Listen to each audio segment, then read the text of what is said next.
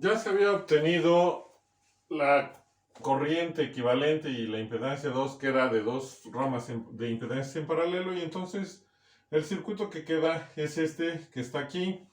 Detalle: en el video anterior coloqué la fuente de 190i hacia la derecha, pero debe de ir hacia la izquierda en la parte superior derecha del video anterior. Entonces los cálculos están correctos, estoy corrigiendo nada más la dirección. Tenemos el circuito equivalente que nos quedó, y ahora sí ya podemos trabajar con este circuito, que es el más simple para obtener o el voltaje de Thevenin o la impedancia de Thevenin primero. Vamos a obtener primero la impedancia de Thevenin porque sería, entre comillas, más fácil que el voltaje de Thevenin. Entonces, para obtener la impedancia de Thevenin o la impedancia total del circuito, lo que se tiene que hacer siempre es que todas las fuentes que tenga el circuito se igualan a cero, porque únicamente vamos a calcular impedancia, entonces no puede existir fuentes de excitación. Y hay que recordar que toda fuente de corriente que se iguala a cero se va a sustituir por un circuito abierto. Toda fuente de voltaje que se iguala a cero hay que sustituirla por un cortocircuito, y tenemos otra fuente de voltaje, entonces sería un cortocircuito. Analizando la estructura eléctrica que nos quedó, bueno, se puede ver que tenemos únicamente impedancias conectadas en serie, y entonces la impedancia total o impedancia de Thevenin va a ser igual a la suma de esas impedancias, que nos va a dar como resultado 30 menos 10i. Como ya obtuvimos la impedancia de Thevenin, ahora tenemos que calcular el voltaje de Thevenin. Para obtener el voltaje de Thevenin tenemos que regresar al circuito con las fuentes, y el voltaje de Thevenin se va a calcular entre los puntos A y B que están indicados. Esta flecha lo que me indica es que hay que determinar el voltaje desde A hasta B pasando por el circuito. Por aquí no, porque no tenemos ningún elemento. Solamente que tuviéramos un multímetro y esto fuera físico, podríamos conectarnos ahí. Pero como es un circuito eléctrico, entonces empezamos del punto A y hacemos nuestro recorrido por el circuito hasta llegar al punto B. Estamos pasando por estos elementos. Aquí hay un detalle: recuerden que los elementos pasivos dependen de la corriente para tener voltaje. Este es un circuito abierto, entonces este elemento pasivo y este elemento pasivo, que son impedancias, no tienen corriente, puesto que la corriente solo circula por trayectorias cerradas. ¿Qué implica eso? Que tampoco estos dos elementos tienen voltaje, ni este elemento, únicamente los pasivos.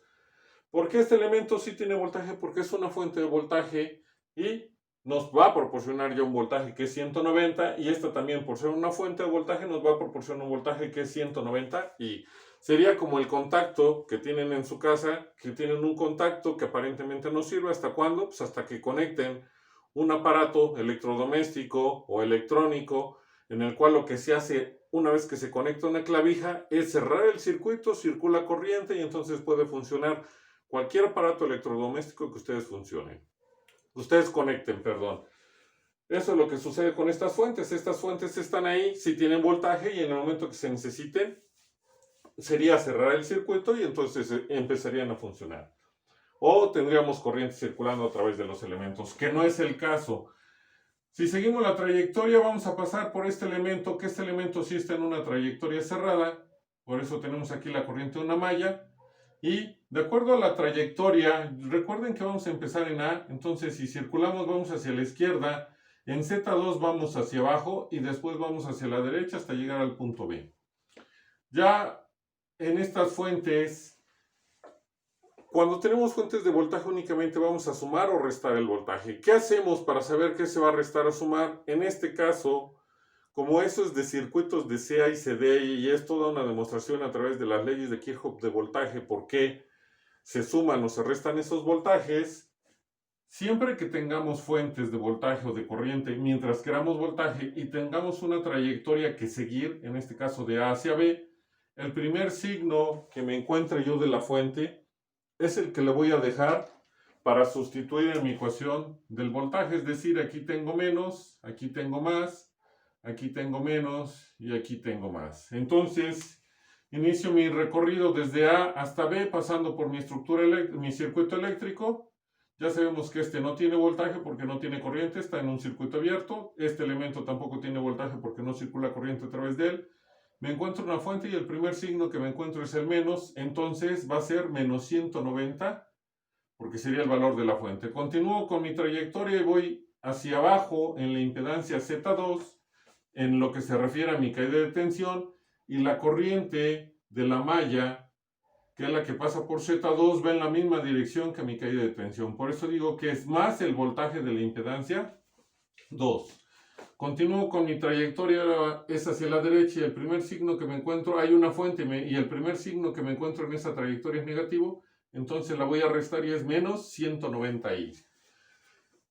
Tengo una impedancia que es una resistencia, pero como está en un circuito abierto, no tiene corriente, por lo tanto no tiene voltaje. Y a través de esta ecuación vamos a obtener el voltaje de Thevenin. Hay un dato más que podemos obtener del circuito. La corriente de esta malla es la corriente que nos proporciona la fuente de corriente. Entonces J va a ser igual a 10 más 10i. Y además, ¿cómo vamos a obtener el voltaje de la impedancia 2? Pues aplicando ley de Ohm.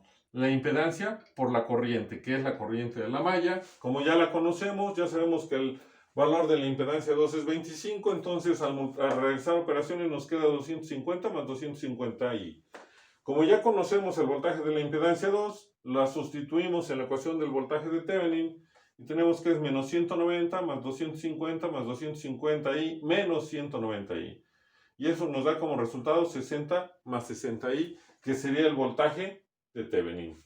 Lo que sigue ahora es escribir el circuito equivalente de Thevenin, conectar la carga y calcular el voltaje que se pidió entre los puntos A y B.